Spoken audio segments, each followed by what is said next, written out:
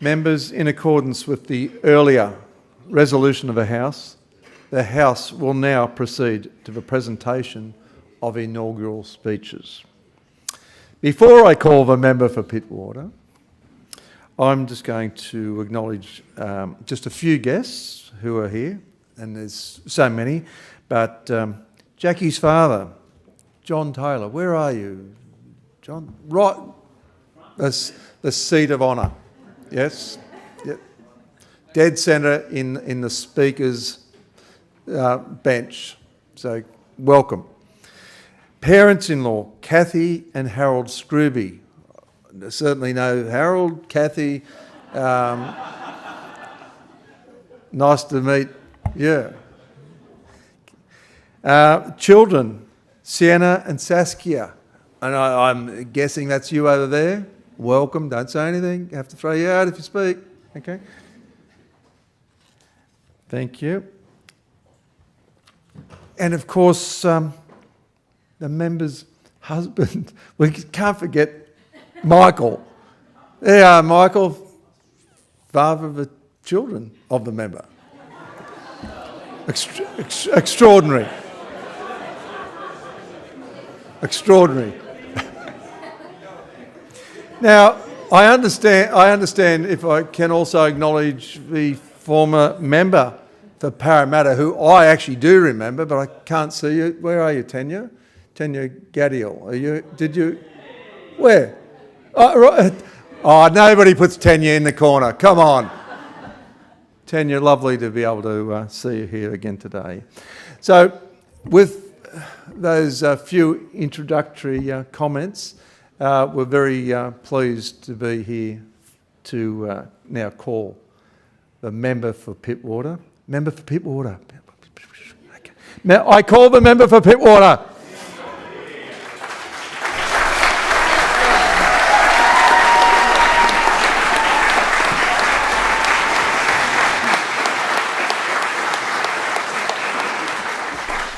Mr. Speaker, it is an incredible honour to have been elected to this Parliament, the oldest in Australia.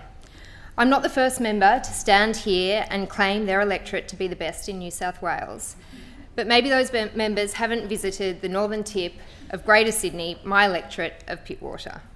It's Gadigal land of the Eora Nation, rich with Aboriginal heritage, with rock platforms still covered in ancient engravings. And I pay my respects to the Gadigal people and First Nations people across New South Wales and Australia. Nearly the entire western foreshore remains as it has been for millennia, protected within Ku-ring-gai Chase National Park. It's a natural wonderland. It's sandy coves that vanish at high tide, mangrove forests, waterfalls, rock pools, gum-lined escarpments and rainforest gullies. In 1788, 6 weeks after landing at Sydney Cove, Governor Phillip rounded Barrenjoey Headland and sailed into Pittwater, which he called the finest piece of water he ever saw. High praise from a man who had navigated the world. As a peninsula, we not only have Pittwater, but also beautiful Narrabeen Lagoon and stunning surf beaches, arguably Sydney's best, and seemingly free of the plastic pollution that plagues beaches worldwide. We are a unique electorate. We are home to offshore communities like Scotland Island and Mackerel Beach, where people choose nature and community over convenience. And we have semi-rural properties in Terry Hills, Duffy's Forest and Ingleside. Maybe our greatest triumph is that despite being in a major city, we are homes nestled in trees rather than trees amongst homes. When I think about what I love about Pittwater, clear themes emerge: natural beauty, a healthy, active lifestyle, and the enterprising spirit of our people, whether it's in business, volunteering, or civic engagement. This is the spirit of Pittwater. Ours is an active, community-minded electorate. Our kids surf before school, sometimes, and it's not uncommon to see an 85-year-old doing a morning sunrise swim or having a run on the beach. We are engaged and informed with over 20 residents groups, and this engagement, whilst making my electorate inbox a little bit daunting at times, is something that I deeply respect. Whether it was forming Pittwater Council in 1993, keeping Currawong Beach in the public hands, or expanding conservation zones recently, or the recent triumph against PEP 11, people in Pittwater have stepped up time after time. It is Westminster tradition to acknowledge former members of one's seat, and I respect the strong Liberal history Pittwater has and pay tribute to its leadership.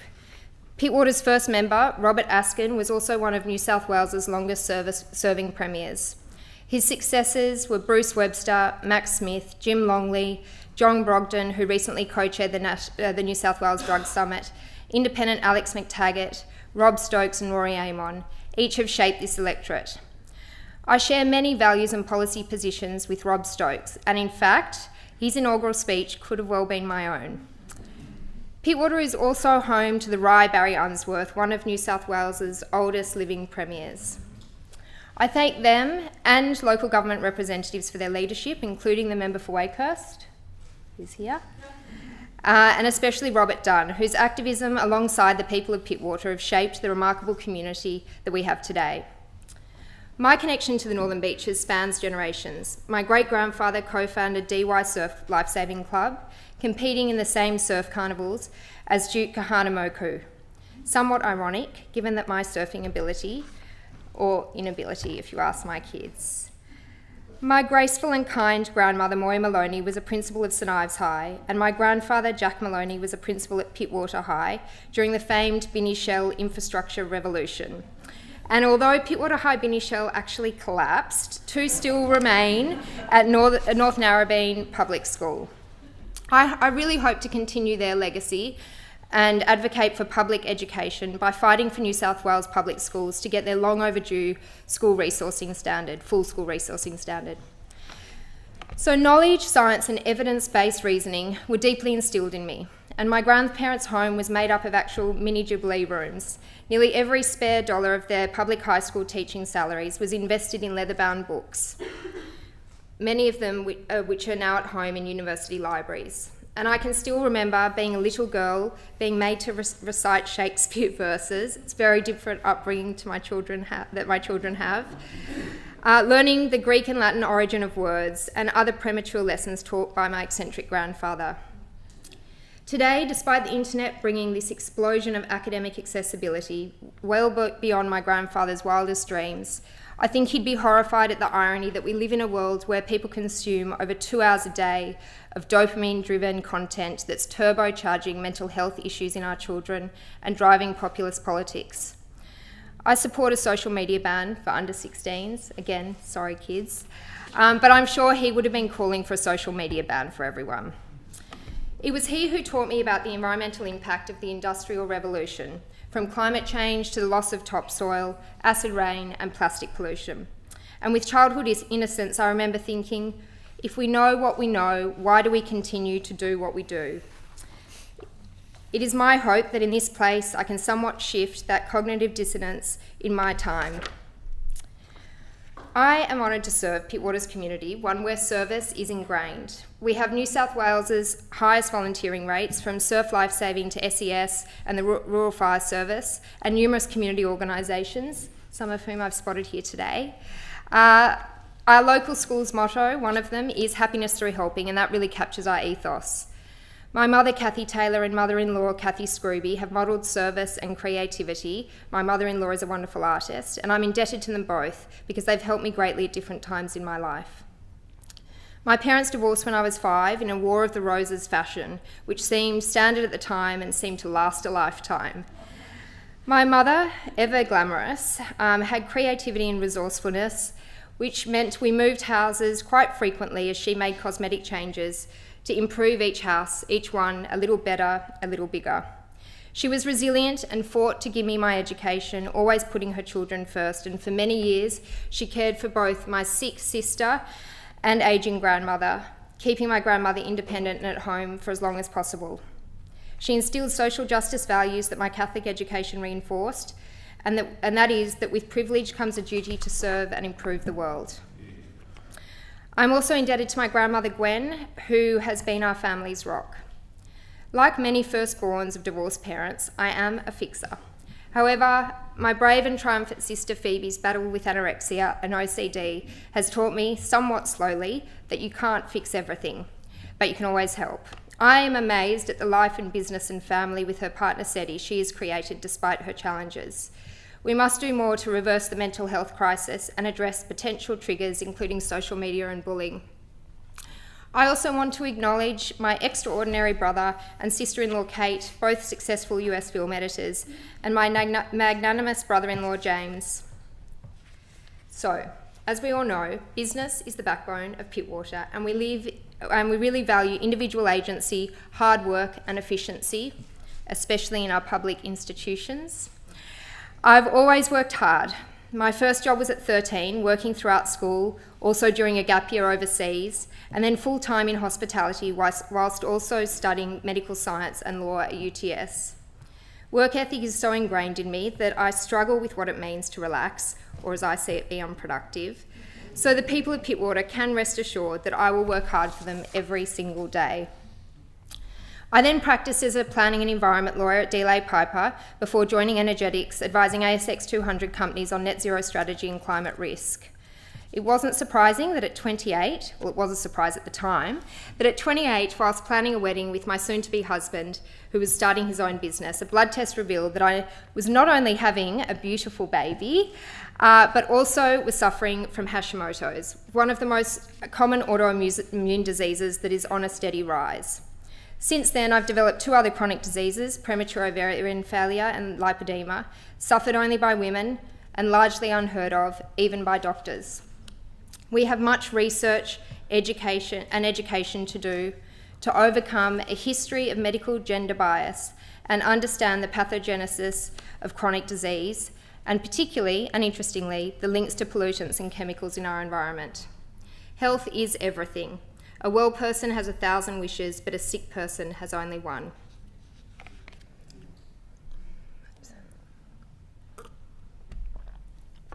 It may be that I get my entrepreneurial spirit and dry humour from my British father John, who has only ever door-knocked for 2 political candidates, Margaret Thatcher and me.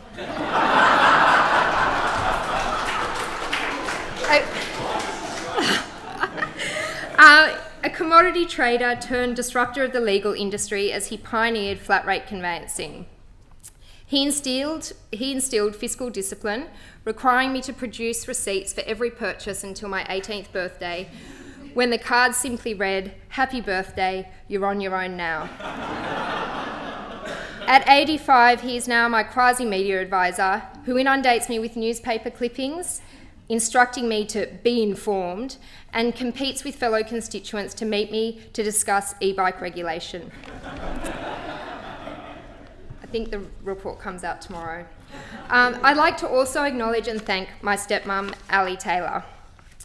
Taking a break from corporate life to have children, I co-founded an online homewares business, overcoming industry resistance at the time to e-commerce, with my friend Zoe Dent, who is here today. We love the wedding nest, but we felt every one of those 1,000 cuts you endure as a small business owner. And that experience fuels my advocacy for small and medium-sized business, ensuring they get their fair share of concessions and subsidies. From my time in federal parliament, it has become clear that those benefits seem only reserved for large, often multinational companies, many of whom don't even pay tax in Australia. This needs to change. Despite my education and work, travel has been my greatest educator. Living overseas has shaped my values and exposed me to different cultures and different policies. And I know much of my children's strong sense of social justice and environmental stewardship has come from when we lived overseas, when they were younger, and our stint at world schooling as we made our way home. I'm so incredibly proud of both Sienna and Saskia, who are wise beyond their years and abound with kindness and humour, whilst also being delightfully free from precociousness. May that last. They are the future generation that we all have a duty to. I could not have pursued this path without my husband Michael. His tenacity, spontaneity and love and support, especially in the last 6 months, as well as his outstanding performance on the polling booths. You're great. And I also want to thank my closest friends who are here today, as well as the marvellous Ishbel Cullen, a true friend. Mr. Speaker, I have just half a term to prove that an independent can deliver real results. I'm not only the member for Pittwater, but the member for Mona Vale Road. It's true. Whilst not wanting to let this government nor myself off the hook, a few days after I was elected, and I was with the member for Wakehurst, a constituent stopped me and said he would send a newspaper clipping from Pittwater News. He did. It was Pittwater News 1966, at a time when houses in Narrabeen were £6,000, and with Liberal Pittwater MP Askin as Premier, we were promised, and I quote, "The Department of Roads is acutely conscious that we are entirely dependent on road transport, and in the next 2 or 3 years, Mona Vale Road will be a 4-lane highway right through and will later increase to 6 lanes. It's been a 60-year wait, but I am committed to making sure this becomes a reality."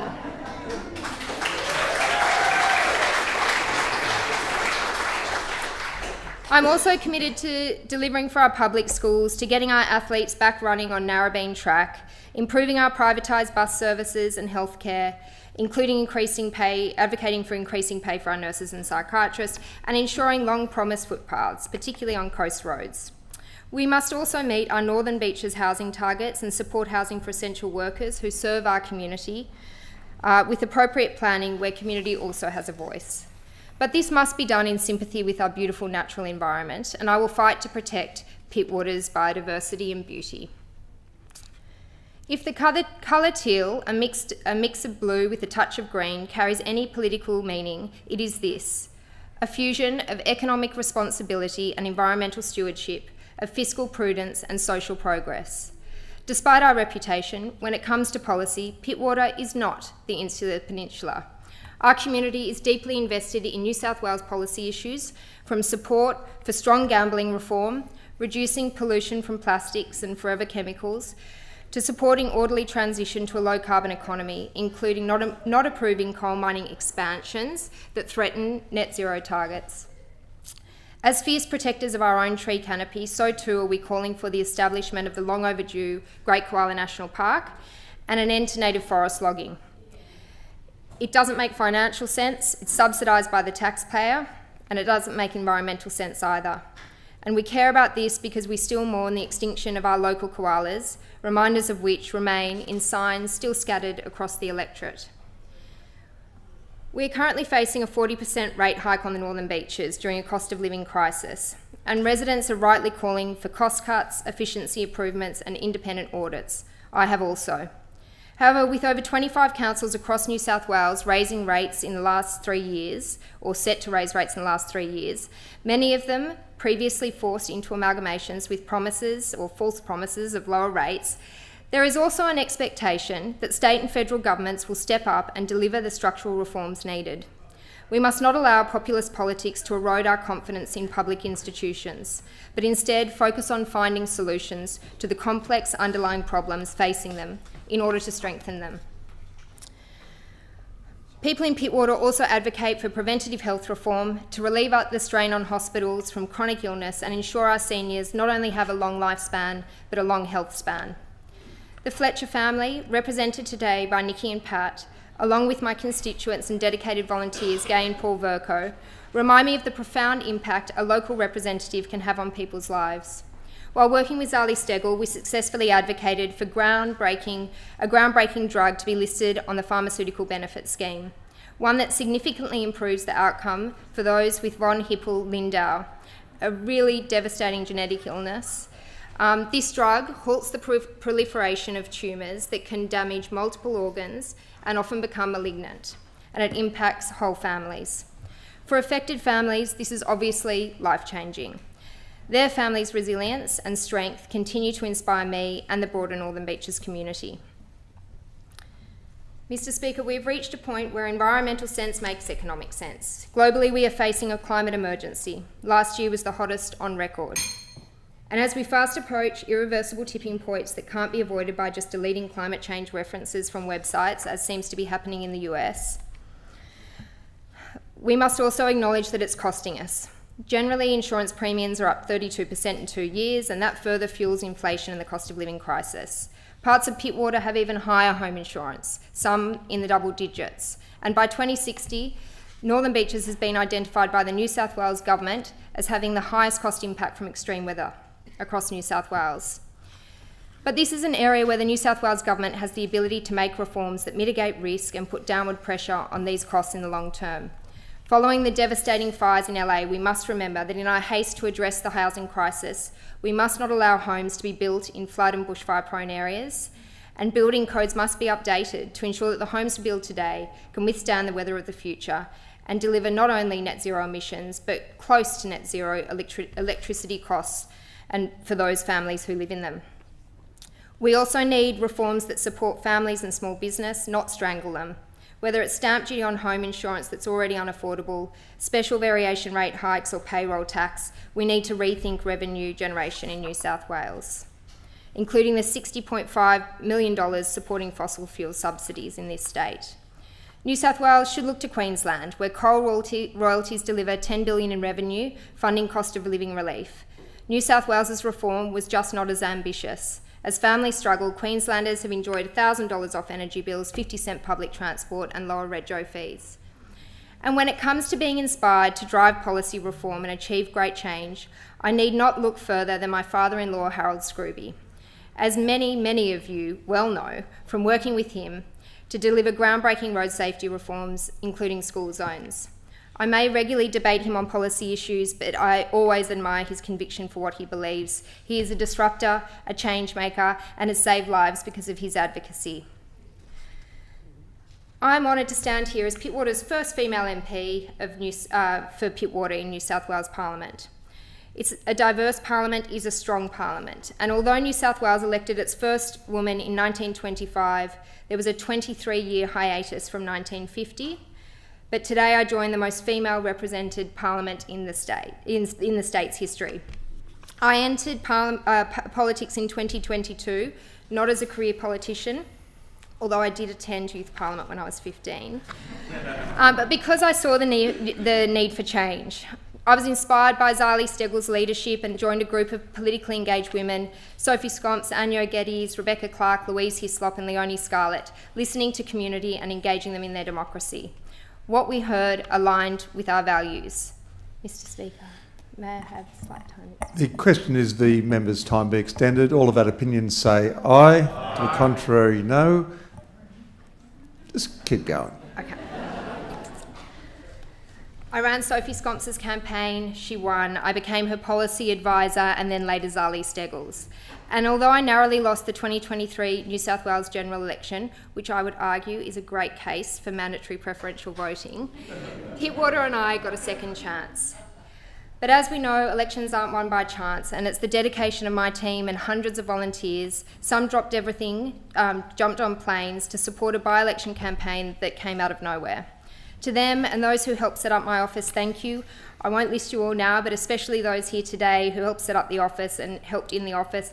Emma, Les, Dylan, Jack, Sharon, Matt, Trudy and my campaign manager, Max. Around the world, people are frustrated with the major parties ignoring their priorities. And while we see a rise in populist strongmen here in Australia, independent movement has seen many women elected, committed to integrity and nuanced and evidence-based policy. That's something to be proud of. And whilst much has been said in the media about me being the first teal MP in New South Wales Parliament, I really join a crossbench full of independents who are absolutely loved by their communities, continuing to be re-elected term after term. Teal is really a media construct and it oversimplifies what the grassroots movement is all about. Inspired by Cathy McGowan, having kitchen table conversations and leading community-led politics. It's as grassroots as it comes. Climate 200, almost always misrepresented in the media, is not one single person. It's 11,000 donors from across Australia who believe in independent community-led politics and action on climate change, and their donations supercharged my authentic community campaign. I am a true independent. I write my own policies based on consultation with my community, business, public interest groups, and I look forward to working across the political spectrum. Independents deliver, and Pittwater has seen this firsthand. During the 2023 election, for years, groups like Surfrider Northern Beaches, Living Ocean and Surfers for Climate had led the charge against PEP 11 permit for drilling oil and gas off our coastline. And realising there's nothing like an election to get parties doing good work, I approached the then member of the Legislative Council, Justin Field, with the idea to draft a bill to ban offshore oil and gas in New South Wales waters, which, to be fair, was coalition policy, but existed only in a PDF and not in a statute. What ensued was a political race to the top, where 2 weeks later the Liberals announced a copycat version of that bill, which subsequently was introduced into this place by the former member of Pittwater, and ultimately, with the current government bringing their own legislation, passed as historic law, the first of its kind in Australia. We've seen examples from the member of Sydney with decriminalising abortion, voluntary assisted dying, and at a federal level with Helen Haynes' work on the National Anti-Corruption Commission and Zali's climate advocacy. But the nuance of these policies often go unnoticed by the media. So, Mr. Speaker, in this place, I will strive to move beyond the binaries of left and right, contributing to politics that values ideas over ideology, collaboration over confrontation, and the collective good over partisan gain. My commitment to Pittwater is to serve with integrity, to champion evidence-based policy, and to ensure that our voice is not just heard, but acted upon. Thank you. Congratulations.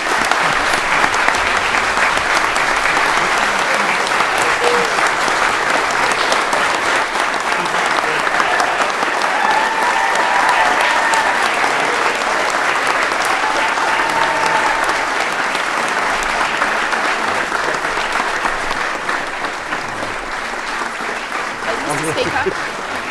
Wait, I'm sorry.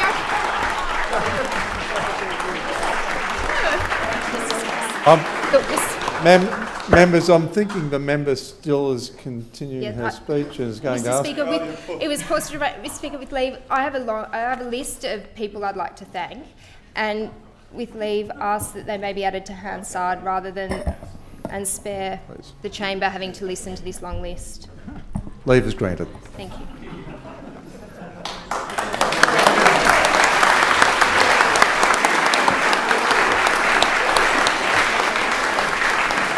Well done, Jacqui. Well done. Well done. Well done. Great to meet you, Jacqui. So proud of you.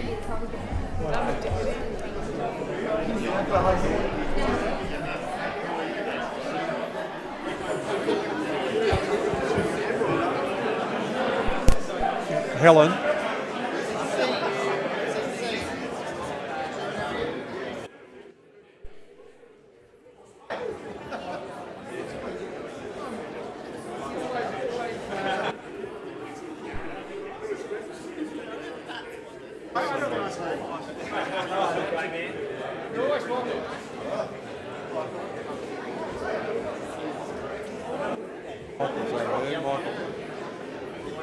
Oxley. Donna.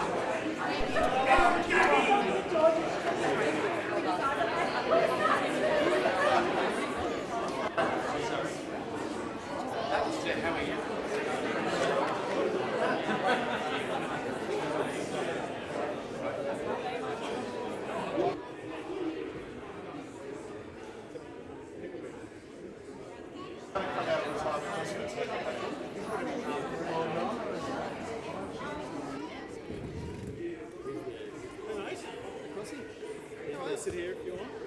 There you go.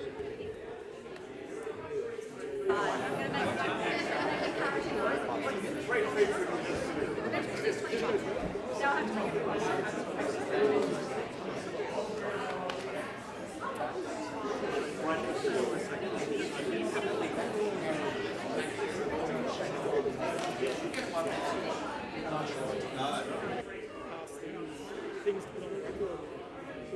The value, talk about values, get it on the record. Because they're only a free trade. But don't worry, I said to